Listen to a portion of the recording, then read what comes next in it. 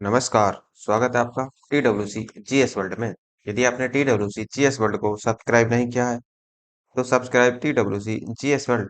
हम अपनी सामान्य हिंदी के तहत आज अनेक शब्दों के लिए एक शब्द देखेंगे जो एग्जाम के पॉइंट ऑफ व्यू से बहुत ही ज्यादा इंपॉर्टेंट होंगे। इंपॉर्टेंट बहुत ज्यादा है क्योंकि देखो, किसी भी एग्जाम में ऐसा कोई एग्जाम नहीं होता जहां पर यदि हिंदी आ रही है उसमें और हिंदी में यदि आपसे अनेक शब्दों के लिए एक शब्द ना पूछा जाए, ऐसा तो हो ही नहीं सकता क्योंकि शब्दावली का ये एक बहुत ही ज्यादा महत्वपूर्ण पार्ट है आपका। जब ये महत्वपूर्ण पार्ट है तो इम्पोर्टेंट भी हो जाता है, और यदि इम्पोर्टेंट हो गया तो पढ़ना भी जरूरी हो जाता है। इसको हम बड़े हिसाब से देखेंगे और लगभग इसके लिए देखो 3 वीडियो आएंगे। चैप्टर लंबा है, इंपॉर्टेंट भी है, तो इसलिए क्या होगा कि लगभग 3 वीडियो में हम इसको कवर करने का प्रयास करेंगे। दो में तो आपको पहले 2 में तो आपको मैं कॉन्सेप्ट समझा दूंगा इसमें, और उसके बाद में जो आदित्य पब्लिकेशन की बुक है उसके जो अभ्यास प्रश्न दिए हुए हैं उसमें उनको पूरा करा दिया जाएगा। तो स्टार्ट करते हैं हम अपनी सामान्य हिंदी को। वे ध्यान रखना कि इंपॉर्टेंट होने के साथ साथ यदि आप आर ओ या ए आर ओ का पेपर देंगे जो अब होगा, उसके अभी फार्म आने वाले हैं, तो उसके लिए बहुत ज्यादा इंपॉर्टेंट है क्योंकि वहां भी ये 10 नंबर का पूछा जाएगा आपसे। तो 10 नंबर बहुत होते हैं। 60 में से आपके 60 नंबर की हिंदी में से 10 नंबर का ये केवल अनेक शब्दों के लिए एक ही शब्द पूछा जाएगा।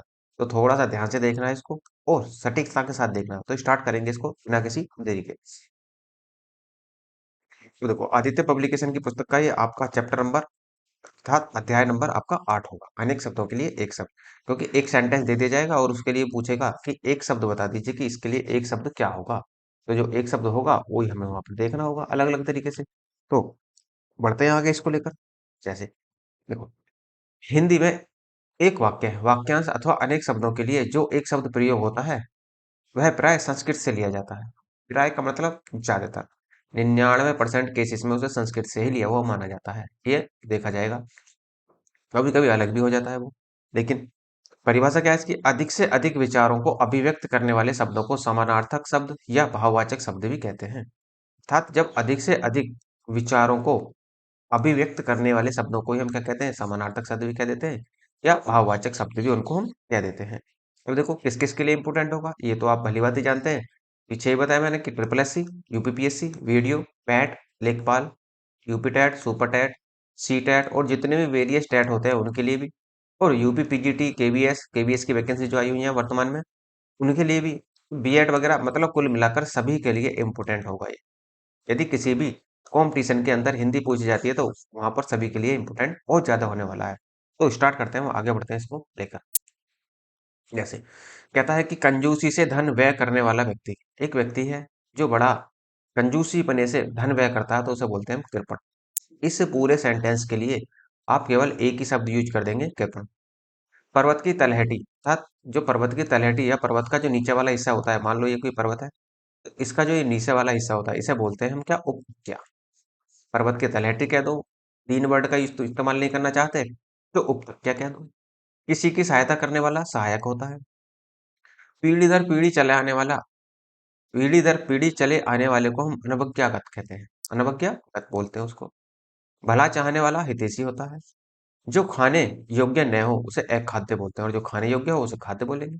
जिसके पास घर न हो उसे अनिकेत बोलते हैं या अनिकेत बोलेंगे। जिसका अपना घर ना हो उसे अनिकेत कहा जाएगा। अवसर के अनुरूप बदल जाने वाले को अवसरवादी कहते हैं। जो अपने स्थानीय स्थिति से अलग न किया जा सके उसे अच्युत बोलते हैं। जिस स्त्री के पुत्र और पति न हो उसे अवीरा कहा जाता है। थोड़ा, जो थोड़ा जानता है उसके लिए अल्पज्ञ कहेंगे। जो प्रमाण से सिद्ध न हो सके उसे अप्रमेय कहेंगे। पृथ्वी, ग्रह, तारों आदि का स्थान अंतरिक्ष कहलाता है। जिसकी कोई उपमा न दी जा सके उसे अनुपम कहा जाता है। पीछे चलने वाला अनुगत कहा जाता है या विकल्पानुसार भी कहते हैं उसको। पीछे चलने वाला एक और अनुयायी भी कहा जाता है और अनुगामी भी कहा जाता है उसको। आदि से अंत तक, आदोपांत। जिस पर आक्रमण हो उसे आक्रांत बोलते हैं। जो इंद्रियों की पहुंच से बाहर हो उसे इंद्रियातीत कहते हैं। जो इंद्र पर विजय प्राप्त कर चुका हो उसे इंद्रजीत कहेंगे। पूरब और उत्तर के बीच की दिशा, अर्थात ये कह लो कि ये उत्तर और ये आपका पूरब, तो इसके जो बीच की दिशा बोलते हैं उसे ईशान कोण कहते हैं, अर्थात ईशान कहेंगे। जो धरती फोड़कर जन्मा हो उसे उद्भिज कहेंगे। अच्छे कुल में जन्म लेने वाला कुलीन होता है। किसी तथ्य को जानने की इच्छा रखने वाला जिज्ञासु होता है। इंद्रियों को जीत लिया हो जिसने, उसे जितेंद्रिय कहते हैं। पैसे से मनुष्य की जीवन की इच्छा बलवती होती है। तो जीवन जीने की इच्छा को ही हम कहते हैं जिजीविषा, अर्थात जीने की इच्छा को ही जिजीविषा कहा जाता है। तर्क के द्वारा जो माना गया हो उसे तर्क संगत कहेंगे। गोद लिया हुआ पुत्र दत्तक पुत्र कहलाता है। जो मुश्किल से प्राप्त हो उसे दुर्लभ कहेंगे। जो देने योग्य है उसे देय कहते हैं। जंगल में लगने वाली आग को दावानल कहेंगे।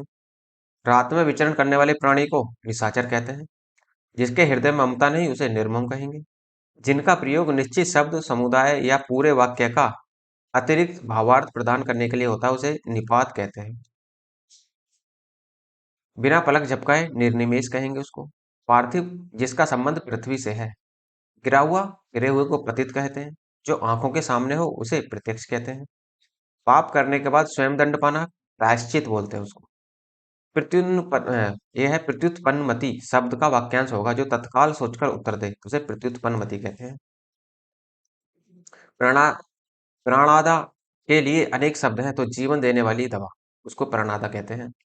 प्रज्ञा चक्षु के लिए वाक्यांश बुद्धि जिसका नेत्र हो, अर्थात बुद्धि ही जिसके नेत्र हो उसके लिए प्रज्ञा चक्षु शब्द का प्रयोग किया जाता है। खाने की इच्छा के लिए उसे बुभुक्षा बोलते हैं। अनियमिति जो नियमानुकूल न हो उसे अनियमिति बोलेंगे। भूमि के अंदर की जानकारी रखने वाले को भूगर्भ वेत्ता कहते हैं। भविष्य में होने वाला भावी होगा। मोक्ष की कामना करने वाला मुमुक्षु होता है। जो कम खर्च करता है उसे मितव्ययी कहते हैं। जो हर समय अपना मतलब साधता हो उसे मतलबी या स्वार्थी कहते हैं। इस लोक की बात को लौकिक कहते हैं। नेक्स्ट आपका जो सब कुछ जानता हो उसे सर्वज्ञ। एक ही समय में होने वाला या वर्तमान में होने वाले को बोलते हैं समसामयिकी। जैसे आप करंट अफेयर पढ़ते हैं, वो वर्तमान की घटना होती है तो वो किसी को समसामयिकी कहते हैं। किसी कथन पर सहमत होने के लिए एक शब्द है तो सहमति। दूसरे की बातों में दखल देना हस्तक्षेप होता है। अनेक युगों से चले आने वाले को सनातन कहते हैं। 100 वर्षों का समूह शताब्दी होता है। शैव कहते हैं जो शिव की उपासना करता है। जिसका उच्चारण न किया गया हो अनुच्चरित होता है। दोपहर के बाद के समय को अपराह्न कहते हैं। दोपहर से पहले के समय को पूर्वाह्न कहते हैं। अनुग्रहित शब्द के लिए जो अनुग्रह से युक्त हो। जिसका जन्म छोटी जाति में हुआ हो उसे अंत्यज बोलते हैं। जो वाणी द्वारा व्यक्त न किया जा सके और उसे अनिर्वचनीय बोलते हैं। जिसे बुढ़ापा न आए उसे अजर कहा जाता है। जो क्षमा करने योग्य नहीं है उसे अक्षम्य बोलेंगे। जिस पर हमला न किया गया हो उसे अनाक्रांत कहेंगे। जिसका शत्रु जन्मा ही न हो उसे अजात शत्रु कहा जाता है। वाक्यों में ऐसे शब्दों को छोड़ दिया जाता है जिनके न रहने पर भी प्रसंग में वाक्य को समझने में बाधा नहीं पड़ती कहलाते हैं, वो कहलाते हैं अद्याहार। जिसे गिना न जा सके उसे अनगिनत कहा जाता है। जिसे वाणी व्यक्त न कर सके उसे अनिर्वचनीय कहा जाता है। अपराध बोध होने अपराध बोध से होने वाली गिलानी उसे आत्मगिलानी कहा जाता है। नेक्स्ट है भुजाओं जिसकी भुजाएं घुटने तक लंबी हो उसे अजान बाहु कहते हैं। जो शीघ्र प्रसन्न हो उसे आशुतोष कहा जाता है। अपने जीवन पर स्वयं लिखी गई कथा आत्मकथा कहलाती है। जिनका संबंध अध्यात्म से है उसे आध्यात्मिक कहते हैं। रवि रोज मंदिर जाता है, वह ईश्वर को मानता है। रेखांकित अंश में के लिए एक शब्द बताना। जो ईश्वर को मानता है उसे आस्तिक कहते हैं और जो ईश्वर को नहीं मानता उसे नास्तिक कहते हैं। किसी वस्तु को दूसरे देश से अपने देश में क्रिया कर लाने की क्रिया कहलाती है आयात। जब हम किसी दूसरे देश से वस्तुएं खरीदते हैं तो उसे हम आयात कहते हैं और जब हम बेचते हैं तो उसे निर्यात कहते हैं। जिसे ईश्वर में विश्वास हो उसे आस्तिक कहेंगे। अनिश्चित जीविका के लिए आकाशवृत्ति होता है। ऐसा कवि जो तत्काल रचना करता हो आंसू कवि कहलाता है। भूतों अर्थात जीवों द्वारा होने वाला उसे बोलते हैं आदि भौतिक। जिस पर उपकार किया गया हो उसे उपकृत कहेंगे। जिसका संबंध इतिहास से उसे ऐतिहासिक कहा जाता है। कृतज्ञ कृतज्ञ का अर्थ है किए गए उपकार को मानने वाला। जिस पर उपकार किया गया उसे कृतज्ञ बोलते हैं। जिसे यह न जान पड़ता हो कि क्या करूं और क्या न करूं इसे बोलते हैं किंग कर्तव्य विमूढ़। चंद्रमा तथा ब्राह्मण के लिए एक शब्द होगा द्विज। जो काम करना कठिन हो उसे दुष्कर कहा जाता है। जो कठिनाई से मिलता है उसे दुर्लभ कहा जाता है। वन में लगने वाली आग को दावाग्नि कहते हैं। बलिदान की भावना के प्रेरक होते हैं तो देशभक्त। जो देखने योग्य हो उसे दर्शनीय कहते हैं। शक्तिशाली दयालु शांत धीर और योद्धा नायक के लिए धीरोदात्त होता है। अभी अभी जन्म लेने वाला नवजात होता है। निरामिष का तात्पर्य देखो, निरामिष वो होता है जो आमिष अर्थात जो मांस नहीं खाता, उसे निरामिष कहते हैं। नगर में रहने वाले को नागर कहेंगे। जिसका कोई आकार न हो उसे निराकार कहा जाता है। पर्वतीय शब्द का वाक्यांश होगा जो पर्वत पर रहने वाला हो, उसे कहते हैं हम पर्वतीय। पीने की इच्छा को कहते हैं पिपासा। एक बार कही बात को दोहराते रहना उसे पृष्ठ पेषण कहते हैं। कठोर परिश्रम का परिणाम आंखों के सामने था, तो ये कह रहा है कि रेखांकित शब्द अर्थात परिणाम आंखों के सामने था, इसके लिए एक शब्द देखना है तो उसे बोलते हैं प्रत्यक्ष। जो किसी बात या उक्ति को तुरंत सोच ले उसे बोलते हैं प्रत्युत्पन्नमति। जो शब्दांश किसी शब्द के अंत में जुड़कर नया शब्द बनाते हैं उन्हें प्रत्यय कहते हैं। निश्चित रूप से घटित होने वाला भवितव्य कहलाता है। कम खर्च करता हो मितव्ययी कहलाता है। जो बहुत मंद गति से कार्य करता हो उसे मंथर कहते हैं। जो युद्ध में स्थिर रहता हो उसे युधिष्ठिर कहा जाता है। वे शब्द जो प्रकृति अथवा दूसरे शब्दों के योग से बने हैं कहलाते हैं यौगिक। जो बहुत बोलता हो वाचाल कहलाता है। वीर पुत्र को जन्म देने वाली वीर पुरुषु कहलाती है। वह नायिका जो अपने पति के परदेश में होने के कारण दुखी हो उसे बोलते हैं वियोगिनी या विरहिणी। वाक्य विग्रह का अर्थ है अर्थात वाक्य खंडों में को अलग अलग करके उनका संबंध बताना। जो व्याकरण अच्छी तरह जानता है उसे व्याकरण बोलते हैं। पश्चिम और उत्तर के मध्यस्थ कोण वायव्य कहलाता है। देखो, ये उत्तर, ये पूरब। उत्तर पूरब के बीच के कोण को हमने ईशान कोण कहा था, और उत्तर पश्चिम के कोण को बोलेंगे वायव्य। ठीक, इस तरह से ध्यान रख सकते हैं आपसे। उचित अनुचित का ज्ञान रखने वाला विवेकी कहलाता है। माँ सोने के गहने बनाने वाले के पास गई, रेखांकित शब्द के लिए बताना है। देखो, सोने के गहने बनाने वाले अर्थात सोने का गहना कौन बनाता है? सुनार। किसी साहित्य कृति की समालोचना करने वाला समीक्षक कहलाता है। जो पसीने से उत्पन्न हुआ हो स्वेदज कहलाता है। सुमुखी, सुमुख के लिए जो बनेगा वो सुंदर मुख वाली महिला के लिए बनेगा। अपना मंतव्य साधने वाला स्वार्थी होता है। जो अपने कर्तव्य पर निश्चय न कर सके उसे किंग कर्तव्य विमूढ़ कहते हैं। सारी पृथ्वी के राजा को कहते हैं चक्रवर्ती। परित्यक्ता, वह स्त्री जो पति द्वारा छोड़ दी गई हो उसे परित्यक्ता कहा जाता है। जो सिद्ध या पूरा किया जा सके उसे साध्य कहते हैं। जो दोहराया न गया हो उसे अनावर्त कहते हैं। लौटकर आया हुआ प्रत्यागत कहलाता है। समस्त पृथ्वी के संबंध में रखने वाला समस्त पृथ्वी से संबंध रखने वाला सार्वभौमिक कहलाता है। जिसे तत्काल उचित उत्तर या उपाय सूझ जाए उसे प्रत्युत्पन्नमति कहते हैं। किसी शुभ कार्य को विधि विधान द्वारा श्रद्धा पूर्वक करना अनुष्ठान कहलाता है। जो मर रहा हो उसे मुमूर्षु कहेंगे। जो कम खर्च करने वाला है उसे मितव्ययी कहते हैं। तो देखो, उत्तर प्रदेश लोक सेवा आयोग द्वारा भी कुछ सवाल पूछे गए, जैसे यूपी आरओ एआरओ में पूछे गए प्री में 2010 में, उन्हें भी देख लेते हैं। जैसे खाद्य सामग्री जो यात्रा के समय रास्ते में उपयोग के लिए दी जाती है उसे पाथेय बोलते हैं। इंपोर्टेंट है, वेरी वेरी इंपोर्टेंट है ये। आधी रात का समय निशीथ कहलाता है। जिसके पास कुछ ना हो अकिंचन। जिसे बुलाया न गया हो उसे अनाहुत कहते हैं। मोक्ष की इच्छा रखने वाला मुमुक्षु कहलाता है। रंगमंच के पर्दे के पीछे का स्थान नेपथ्य कहलाता है। इंपोर्टेंट है आपका। हवन में जलाने वाली लकड़ी को समीधा कहा जाता है। दिशाएं ही जिनका वस्त्र उसे दिगंबर कहते हैं। जिसका जन्म कन्या के गर्भ से हुआ हो उसे कानिन कहेंगे। पेट की अग्नि को जठराग्नि कहते हैं। जो स्त्री सूर्य भी न देख सके उसे असूर्य पश्चा कहेंगे या असूर्य पश्चा कहेंगे। जो युद्ध में स्थिर रहता हो उसे युधिष्ठिर कहते हैं। जो हमेशा रहने वाला है शाश्वत। जिस पुरुष की पत्नी साथ नहीं हो उसे विपत्निक कहते हैं। जिस पेड़ के पत्ते झड़ गए हो उसे अल्पत कहेंगे। तैरने की इच्छा तिरसा कहलाती है। हाथी के पीठ पर रखे जाने वाला उसे हौदा बोलते हैं। जिसे प्रमाण द्वारा सिद्ध न किया जा सके उसे अप्रमेय कहेंगे। उपनिवेश से संबंध हो जिसका उसे औपनिवेशिक कहते हैं। रनिवास में कड़े पर्दे में रहने वाली स्त्री को असूर्यपश्य कहेंगे। उत्तराधिकार में प्राप्त संपत्ति रिक्त कहलाती है। गिरा हुआ होता है पतित। अपनी इच्छा से दूसरों की सेवा करने वाला स्वयंसेवक कहलाता है। गुरु के समीप रहकर शिक्षा ग्रहण करने वाले को अंतेवासी कहते हैं। अपना उद्देश्य पूर्ण होने पर संतुष्ट कृतार्थ कहलाता है। नियम विरुद्ध असामाजिक कार्य करने वाले की सूची कहलाती है काली सूची। जो किए गए उपकार को मानता हो उसे कृतज्ञ कहेंगे। पेट की अग्नि को जठराग्नि कहते हैं। बच्चों को सुलाने के लिए गाया जाने वाला गीत लोरी कहलाता है। जो नभ में चलता है खेचर कहलाता है। व्याकरण के ज्ञाता को व्याकरण कहते हैं। बढ़ा चढ़ाकर कहना अतिशयोक्ति है। जो क्षीण न हो सके उसे अक्षय कहते हैं। क्षीण का मतलब जो मरता ना हो कभी। बहुत अधिक बोलने वाला वाचाल कहलाता है। तिलक लगाने के लिए जिस अन्न का प्रयोग किया जाता है उसे अक्षत कहते हैं। जिसका इलाज ना हो सके उसे असाध्य कहते हैं। जिसे जीता ना जा सके अजेय कहलाता है। जिस स्त्री का पति जीवित हो सधवा कहलाती है। जिसका जन्म छोटी जाति में हुआ उसे अंत्यज कहते हैं।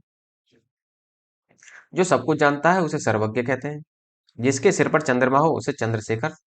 जिसके हृदय में ममता नहीं उसे निर्मम कहा जाता है। पति युक्त स्त्री को एक शब्द में कहते हैं तो सधवा। जिसका पति जीवित हो उसे सधवा कहेंगे। जिसका पति मर गया हो उसे विधवा कहेंगे। झगड़ा लगाने वाले मनुष्य को नारद कहते हैं। महल के भीतरी भाग को किस शब्द के में जानते हैं तो वो होता है अंतःपुर। जो कठिनाई से समझने योग्य है उसे दुर्बोध कहा जाता है। जो पृथ्वी से संबद्ध है उसे पार्थिव कहते हैं। जो पहले था पर अब नहीं उसे भूतपूर्व कहेंगे। जो कठिनाई से मिलता है उसे दुष्प्राप्य कहेंगे या दुर्लभ भी कह सकते हैं। बहुत सी भाषाओं को जानने वाला बहुभाषाविद कहलाता है। जिसे जानने की जिसे जानने की इच्छा है उसे जिज्ञासा कहेंगे। मदिरा पानी का प्याला चषक कहलाता है। देखो इसकी जो है बर्तनी भी ध्यान रखना। कभी कभी बर्तनी पूछ लेता है इसकी वो। जो स्त्री के वशीभूत हो स्त्रीण कहलाता है। सवाल जवाब बहस हुज्जत या दिए गए उत्तर पर प्रत्युत्तर उत्तर पर उत्तर देने वाले को प्रत्युत्तर कहते हैं। वह कन्या जिसके साथ विवाह का वचन दिया गया उसे वाग्दत्ता कहते हैं। ऐसी जीविका जिसका ठीक ठिकाना न हो आकाशवृत्ति कहते हैं। मरणासन अवस्था वाला व्यक्ति मुमूर्षु कहलाता है। जो मरने के लिए तैयार हो। जिसे अपनी जगह से अलग कर दिया गया हो उसे विस्थापित कहते हैं। बुरे उद्देश्य से की गई गुप्त मंत्रणा वो दुर्भय संधि कहलाती है। परंपरा से चली आ रही बात को अनुश्रुति कहते हैं। जिसके पास कुछ ना हो उसे अकिंचन कहते हैं। स्वेद से उत्पन्न होने वाला स्वेदज कहलाता है। जिसका विवाह न हुआ हो उसे अपरिणीत या अविवाहित कहेंगे। जिसे दूर करना कठिन हो दुर्निवार कहते हैं। जिसका कोई शत्रु ही न जन्मा हो उसे अजात शत्रु कहते हैं। खोज करने वाला अन्वेषक कहलाता है। जिसकी ग्रीवा सुंदर हो उसे सुग्रीव कहते हैं। ग्रीवा अर्थात गर्दन। जिसका अनुभव इंद्रिय द्वारा ना हो सके उसे अतीन्द्रिय कहते हैं। जो स्त्री अभिनय करे उसे अभिनेत्री। लौटकर आए हुए को प्रत्यागत कहते हैं। जो जोता बोया न गया हो उसे अकृषित कहेंगे। जो सब कुछ जानने वाला है उसे सर्वहारी कहते हैं। जो एक जगह से दूसरी जगह न ले जाया जा सके उसे स्थानीय कहते हैं। वह समारोह जिसमें गुरुकुल के स्नातकों को विद्या अध्ययन करने कर लेने के उपरांत विदाई दी जाती है उसे समावर्तन कहा जाता है। जो तुरंत कोई व्यक्ति युक्ति सोच ले उसे प्रत्युत्पन्नवती कहते हैं। जिसके हृदय में ममता नहीं उसे निर्मम कहेंगे। अपने सहारे पर रहने वाले को स्वावलंबी कहते हैं। जो प्रमाण से सिद्ध ना हो सके उसे अप्रमेय कहते हैं। किसी पर विजय प्राप्त करने की इच्छा उसे जिगीषु कहेंगे। जो स्त्री सूर्य भी न देख सके उसे असूर्यपश्य कहेंगे। जो कुछ खास शर्तों पर किसी कार्य को करने के लिए किया गया समझौता उसे संविदा कहते हैं। जिसकी पहले से कोई आशा न हो उसे अप्रत्याशित कहते हैं। राज्य द्वारा निकाला गया आधिकारिक आदेश अध्यादेश कहलाता है। वह स्त्री जिसका पति परदेश गया हो प्रोसित पति का कहा जाता है उसे। पैर से सिर तक आपाद मस्तक अनुचित बात के लिए आग्रह करने वाला दुराग्रही कहलाता है। जिसका निवारण अत्यंत कष्ट से किया जा सके दुर्निवार। जो पाने योग्य नहीं अपेय। जो बहुत बोलता हो उसे वाचाल कहते हैं। जंगल की आग को दावानल कहेंगे। और आगे की सोचने वाले को अग्रसोची। समुद्र की आग को बड़वानल। पेट की आग को जठराग्नि कहते हैं। जो भेदा या तोड़ा ना जा सके उसे अभेद्य कहेंगे। कान के नीचे लटकता हुआ कोमल भाग कर्णपाली कहलाता है। जो तोला जा सके उसे परिमेय कहा जाता है। जो युद्ध में स्थिर रहता है उसे युधिष्ठिर। वह कवि जो तत्काल कविता करता है उसे आंसू कवि कहेंगे। जो किसी विषय का ज्ञाता हो विशेषज्ञ कहलाता है। जो सब कुछ जानने वाला है सर्वज्ञ कहलाएगा।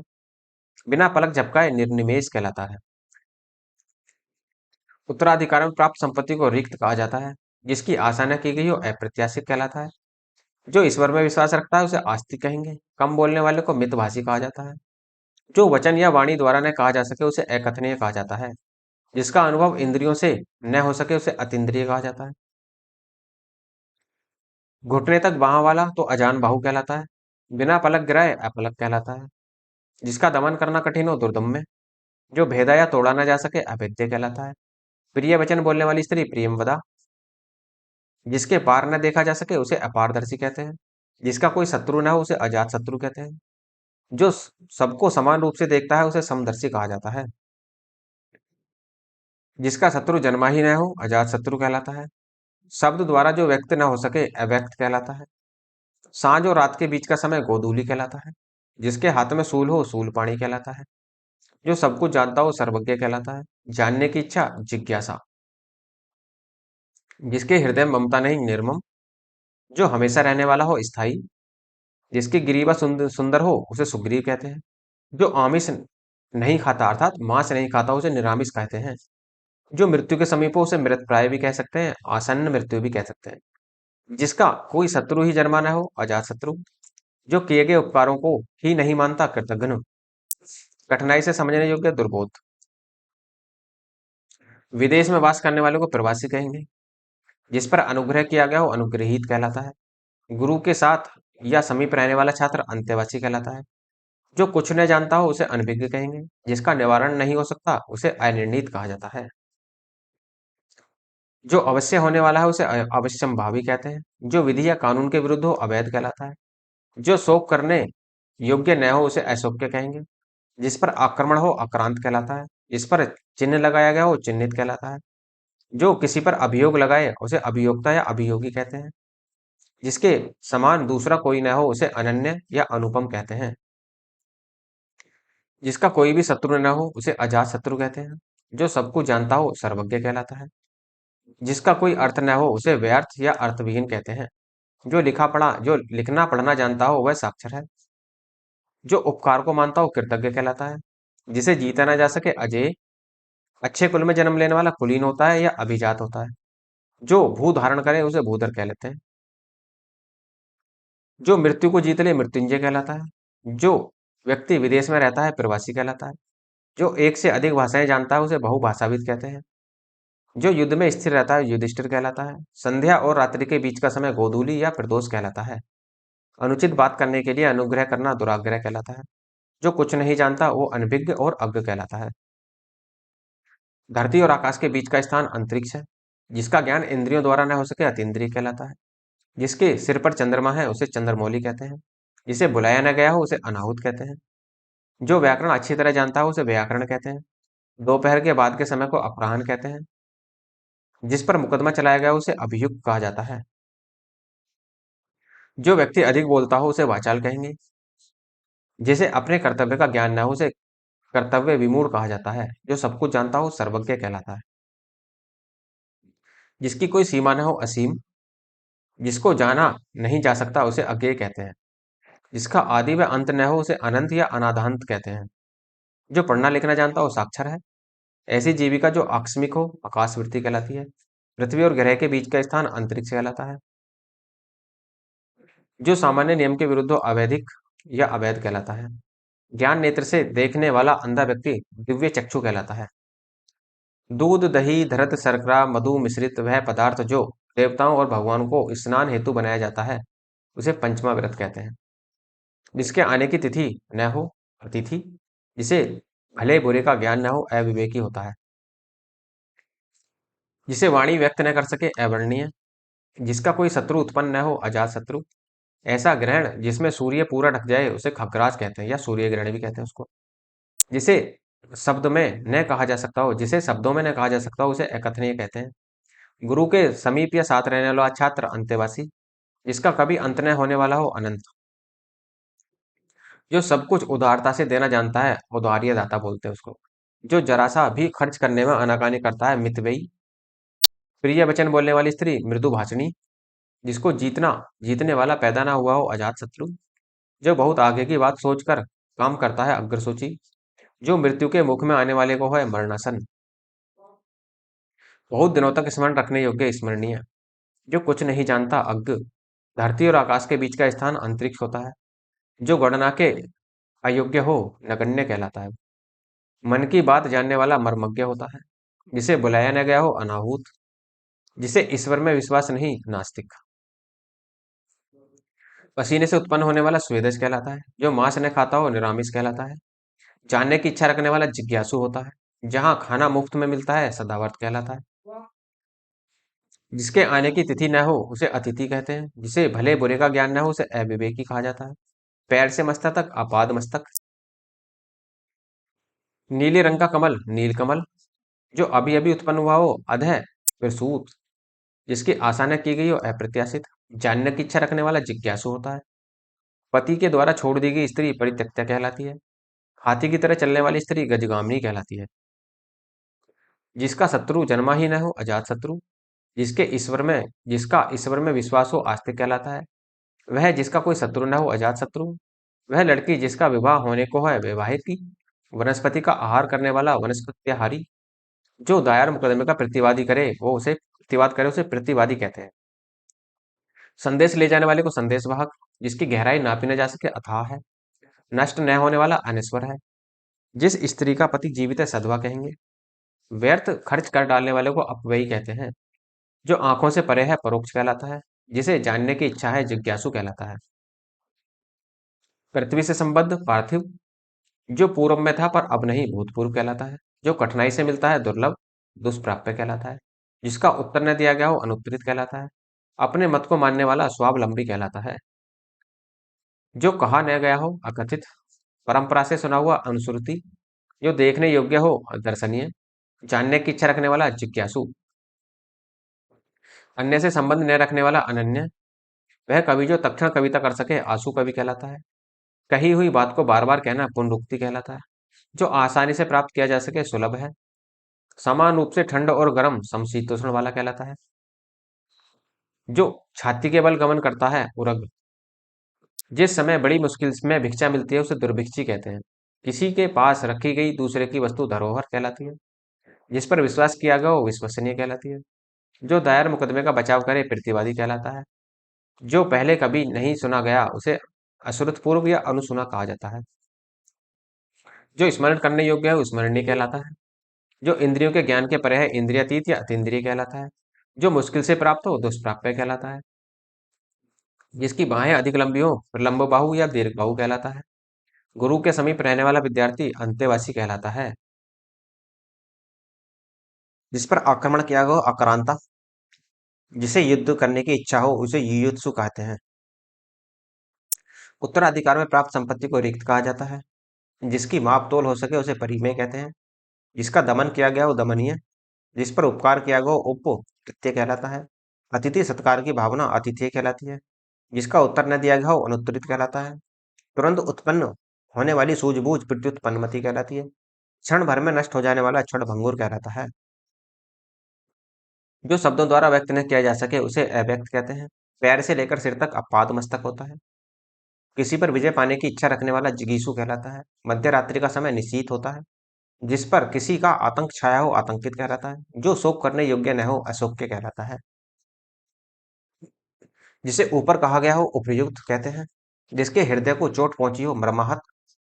वह धन जो आधिकारिक रूप से राज्य को मिलता है राजस्व कहलाता है। आकाश को चूमने वाला आकाशचुंबी कहलाता है। संध्या और रात के बीच का समय गोधूली कहलाता है। हमेशा रहने वाला शाश्वत। 100 में से 100 100%। जो बात वर्णा से परे हो वर्णातीत कहलाती है। जो कृतज्ञ न हो कृतज्ञ कहलाता है। जो सूर्य न देख सके स्त्री सूर्यपस्या कहलाती है।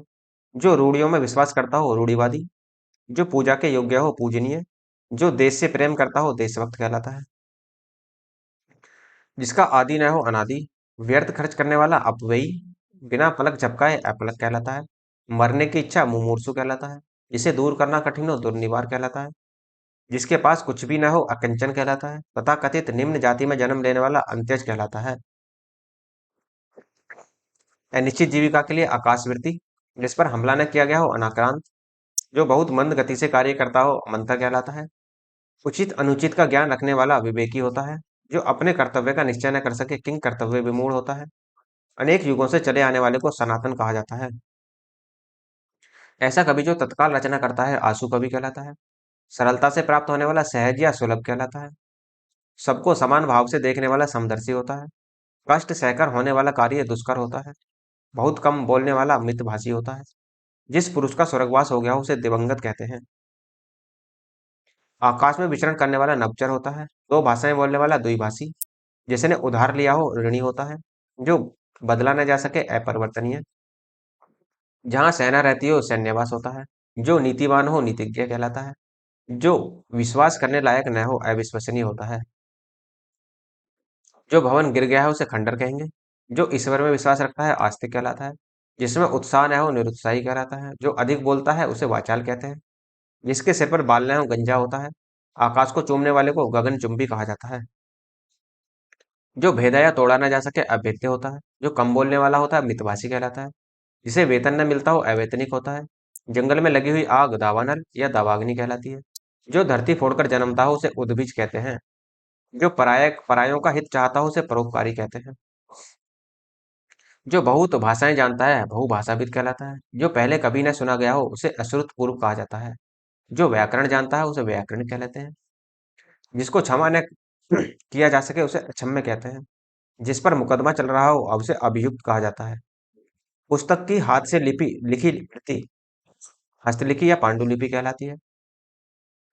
12 से 16 वर्ष की आयु की नायिका किशोरी कहलाती है। जिसका कोई शत्रु न हो उसे अजात शत्रु कहते हैं। जानने की इच्छा रखने वाला जिज्ञासु होता है। भाषा जिसकी आशा न की गई हो अप्रत्याशित कहलाता है। जो युद्ध में स्थिर रहता है युधिष्ठिर कहलाता है। जो अच्छे कुल में उत्पन्न हुआ हो कुलीन कहलाता है। जो स्त्री कविता रचती है उसे कवियत्री कहते हैं। जिसे कर्तव्य न सूझ रहा हो उसे किंग कर्तव्य विमूढ़ कहते हैं। जो 100 वर्ष का समूह है शताब्दी। दो भिन्न भाषा भाषियों के बीच मध्यस्थता करने वाला द्विभाषिया कहलाता है। विष्णु का उपासक वैष्णव कहलाता है। गोद लिया हुआ पुत्र दत्तक पुत्र कहलाता है। जिसको छोड़ा न जा सकता उसे त्याज्य कहलाते हैं। जो आंखों से सुनता हो उसे चक्षुश्रावा कहते हैं। जो पेट के बल चलता हो उरग या उदरचर कहते हैं। जैसे सांप पेट के बल चलता है। जिसका किसी भी तरह उल्लंघन न किया जा सके अनुलंघनीय होता है। जिसका उत्तर न दिया जा सके अनुत्तरित होता है। जो वेतन के लिए बिना बिना कार्य करे जो वेतन के लिए बिना कार्य करे अवेतनिक कहलाता है। जो किसी की एवजी में कार्य कर रहा हो स्थानापन्न कहलाता है। जो उस पद पर होने के कारण किसी कार्य में रत हो उसे पदेन या प्रभारी कहते हैं।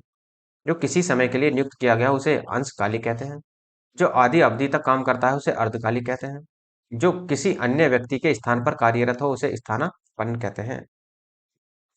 वह राजकीय धन जो किसानों की सहायतार्थ दिया जाता है कावी या सहायकी कहलाता है। जिस भूमि में कुछ न पैदा होता हो बंजर या ऊसर कहलाती है। जीवन के एक अंश को लेकर लिखा गया काव्य है तो उसे खंड काव्य कहते हैं। संपूर्ण जीवन चरित्र पर लिखा गया काव्य प्रबंध काव्य कहलाता है। वह स्थान जहाँ सर्दी गर्मी को नियंत्रित किया गया हो वातानुकूलन। किसी छोटे से छोटे काम में त्रुटि ढूंढना छिद्रान्वेषी कहलाता है। उत्तराधिकार में प्राप्त संपत्ति रिक्त कहलाती है। बाएं हाथ से काम करने वाला सव्यसाची या डेबरा कहलाता है। दीन सुखियों को भोजन देने की व्यवस्था सदावर्त कहलाती है। ऐसी कन्या जिसके विवाह का वचन दिया गया हो वाग्दत्ता होती है। जहाँ जाना कठिन हो दुर्गम होता है। गुरु के समीप रहने वाला छात्र अंतेवासी होता है। जो पृथ्वी से संबंधित हो पार्थिव होता है। जो लिखना पढ़ना नहीं जानता हो उसे अनपढ़ कहते हैं। जिसके पास कुछ ना हो अकिंचन कहलाता है। जिसके 4 भुजाएं हो चतुर्भुज होता है। जानने की इच्छा रखने वाला जिज्ञासु होता है। 2 बार जन्म लेने वाला द्विज कहलाता है। भविष्य में होने वाला भवितव्य होता है। जो युद्ध में स्थिर रहता है उसे युधिष्ठिर कहते हैं। जिसके पास कुछ ना हो अकिंचन कहलाता है। जिस पर आक्रमण किया गया हो आक्रांत। जिसकी पत्नी मर गई हो विधुर। जो आंखों के आगे उपस्थित हो अप्रत्यक्ष। मरने की इच्छुक मुमूर्षु। जो किसी से न डरे निडर होता है। जो बूढ़ा रह हो अजर होता है। अंडे से जन्म लेने वाला अंडज कहलाता है। जिसका कोई आधार न हो निराधार होता है। गुरु के समीप रहने वाला विद्यार्थी अंतेवासी होता है। जिसने प्रतिष्ठा प्राप्त कर ली है प्रतिष्ठित कहलाता है। जीने की इच्छा जिजीविषा होती है। जिसका अनुभव इंद्रियों द्वारा न किया जा सके अतीन्द्रिय कहलाता है। कुछ अनुशीलन सामग्री में भी देख लेते हैं। हाथी हाँकने का छोटा भाला अंकुश कहलाता है। जो कहा न जा सके अकथनीय होता है। जिसे क्षमा न किया जा सके अक्षम्य होता है। जिस स्थान पर कोई ना जा सके अगम्य कहलाता है। जो कभी बूढ़ा ना हो अजर होता है। जिसे जीता न जा सके अजय होता है। जिसके समान कोई ना हो अद्वितीय। हृदय की बातें जानने वाला अंतर्यामी होता है। पृथ्वी ग्रह और तारों के आदि का स्थान अंतरिक्ष होता है। दोपहर के बाद का समय अपराह्न। जिस पर मुकदमा चल रहा हो या अपराध करने का आरोप हो या अभियोग लगाया हो अभियुक्त कहलाता है। जो पहले कभी नहीं हुआ अभूतपूर्व। फेंक कर चलाया जाने वाला हथियार अस्त्र होता है। जिसकी गति न हो सके जिसकी गिनती न हो सके उसे अगणित या अगणनीय कहते हैं। जिसके आने की तिथि निश्चित न हो उसे अतिथि कहा जाता है। कमर के नीचे पहनने वाला वस्त्र दो वस्त्र कहलाता है। जिसका भाषा द्वारा वर्णन असंभव हो आया निर्वचनीय कहलाता है। सबसे आगे रहने वाला अग्रणी। जो बाद में जन्मा हो अनुज, जिसका पता न हो अज्ञात, अंडे से जन्म लेने वाला अंडज होता है, जो छूने योग्य न हो अछूत, जो अपने स्थान या स्थिति से अलग न किया जा सके अच्युत होता है, जो अपनी बात से टले नहीं अटल होता है, जिस पुस्तक में 8 अध्याय हो अष्टाध्यायी होता है, बरसात बिल्कुल न हो ना वृष्टि कहलाता है, बहुत कम बरसात होना अल्पवृष्टि कहलाता है, इंद्रियों की पहुंच से बाहर अतीन्द्रिय या इंद्रियतीत कहलाता है, संपूर्ण जीवन से संबंधित सर्गबद्ध काव्य महाकाव्य कहलाता है, जीवन के एक अंश से संबंधित काव्य खंड काव्य कहलाता है, स्वयं के द्वारा लिखित जीवन चरित्र संस्मरण होता है, दूसरे के द्वारा लिखित जीवन चरित्र जीवनी होती है, अपने जीवन का स्वलिखित वृतांत आत्मकथा होती है। तो उपासना से संबंधित शब्द होंगे, जिसकी उपासना की जाती है उसे उपास्य कहते हैं, जो उपासना करता है उसे उपासक कहते हैं, विष्णु के उपासक को वैष्णव कहते हैं, शिव के उपासक को शैव कहते हैं, शक्ति या देवी के उपासक को शाक्त कहते हैं, सरस्वती के उपासक को सारस्वत कहते हैं, जो बीत गया हो उसे अतीत कहते हैं, जिसकी गहराई का पता न लग सके तथा जो आज तक से संबंध रखता हो अद्यतन, जिस पर किसी ने अधिकार कर लिया हो अधिकृत, वह सूचना जो सरकार की ओर से जारी हो अधिसूचना कहलाती है, विधायिका द्वारा स्वीकृत नियम अधिनियम कहलाता है, अविवाहित महिला अनुड़ा कहलाती है, वह स्त्री जिसके पति ने दूसरी शादी कर ली हो अद्यूड़ा कहलाएगी, दूसरे की विवाहित स्त्री अन्योड़ा कहलाती है, पहाड़ के ऊपर की समतल जमीन अधिपत्र क्या, जिसके हस्ताक्षर नीचे अंकित हैं उसे अधो हस्ताक्षरकर्ता कहते हैं, किसी संप्रदाय का समर्थन करने वाला अनुयायी, किसी प्रस्ताव का समर्थन करने की क्रिया अनुमोदन, जिसका जन्म निम्न वर्ण में हुआ हो अंत्यज कहलाता है, परंपरा से चली आई कथा अनुश्रुति कहलाती है, जिसका कोई दूसरा उपाय न हो न्योन्योपाय कहलाता है, वह भाई जो अन्य माता से उत्पन्न हुआ हो अन्योदर, पलक को बिना झपकाए अनिमेष या निर्निमेष कहलाता है, जो बुलाया न गया हो अनाहूत, जो ढका हुआ न हो अनावरत कहलाता है, जो दोहराया न गया हो अनावर्त, पीछे पीछे चलने वाला या अनुसरण करने वाला अनुगामी होता है, महल का वह भाग जहाँ रानियां निवास करती हैं अंतःपुर कहलाता है या रनिवास कहलाता है, कमल से संबंधित देखो, लाल कमल को कोकोनट कहते हैं, सफेद कमल को पुंडरीक कहते हैं, कमल की डंडी को मृणाल या कमल नाल कहते हैं, तालाब में खिला हुआ कमल को सरसी या सरोज कहते हैं, रात को खिलने वाला श्वेत कमल को कुमुद कहते हैं, जो किसी की बात का पता न हो अनभिज्ञ कहलाता है, जिसका आदर न किया हो अनादर या अनादरत कहलाता है, जिसका मन कहीं अन्यत्र न लगा हो अन्यन मनस्क कहलाता है, जो धन को व्यर्थ ही खर्च करता हो अपव्ययी, आवश्यकता से अधिक धन का संचय न करना अपरिग्रह, जो भोजन रोगी के लिए निषिद्ध है अपथ्य कहलाता है, जिस वस्त्र को पहना न गया हो अपहृत, जो न जोता गया खेत अपहृत कहलाता है, आहार से संबंधित देखो, कम खाने वाला उसे अल्पाहारी कहते हैं, जो दिन में एक बार भोजन करता है उसे एकाहारी कहते हैं, जो केवल दूध पीता है उसे दुग्धाहारी कहते हैं, जो केवल फल खाता है उसे फलाहारी कहते हैं, केवल मांस खाने वाले को मांसाहारी कहते हैं, नपातुला भोजन करने वाला मिताहारी, कम खाने वाला मिताहारी, केवल सांग साग सब्जियां खाने वाला शाकाहारी कहलाता है, जो सब कुछ खाता हो उसे सर्वभक्षी या सर्वाहारी कहते हैं, जो शाकाहारी व मांसाहारी दोनों हो उसे सर्वहारी कहते हैं, जो बहुत कम खाता है उसे स्वल्पाहारी कहते हैं, जो बिना मांगे मिल जाए उसे अयाचित कहेंगे, जो कम बोलता हो अल्पभाषी या मितभाषी कहते हैं, जो बिना वेतन के कार्य करता हो उसे अवैतनिक, जो व्यक्ति विदेश में रहता हो उसे अप्रवासी, जो सहनशील न हो असहिष्णु, जिसका दमन न किया जा सके अदम्य होता है, जिसका स्पर्श करना वर्जित है अस्पर्श, जो रचना अन्य भाषा की अनुवाद हो अनुदित कहलाती है, जिसके पास कुछ न हो अर्थात दरिद्र हो अकिंचन कहलाता है, जो सुना हुआ न हो अश्रव्य कहलाएगा, जो साधा न जा सके असाध्य कहलाता है, जो चीज इस संसार में न हो अलौकिक, जो बाह्य संसार के ज्ञान से अनभिज्ञ हो अलोकज्ञ कहलाता है, जिसे लांगा न जा सके अलंघनीय, जिसकी तुलना न हो सके अतुलनीय, जिसकी सबसे पहले गणना की जाए अगण्य होता है वो। अब देखो, ये तो हमारा पार्ट वन हो जाता है यहाँ तक। पार्ट वन में मैं आपको यहीं तक पढ़ाऊंगा, और जो आपका पार्ट टू आएगा उसके लिए आपको वेट करना है अगले पार्ट के लिए। तो इसको हम यहीं पर ही एंड करेंगे, और यदि आपको इसकी पीडीएफ चाहिए तो आप डिस्क्रिप्शन में नीचे टेलीग्राम का लिंक दिया हुआ है, दोनों टेलीग्राम को ज्वाइन कर लेना, तो वहां पर आपको इसकी पीडीएफ भी मिलती रहती है, टाइम टू टाइम पीडीएफ मिलती रहती है, जैसे आपका टॉपिक खत्म होगा या पूरा चैप्टर खत्म होगा, उसी दौरान आपको पीडीएफ वहां पर प्रोवाइड करा दी जाती है।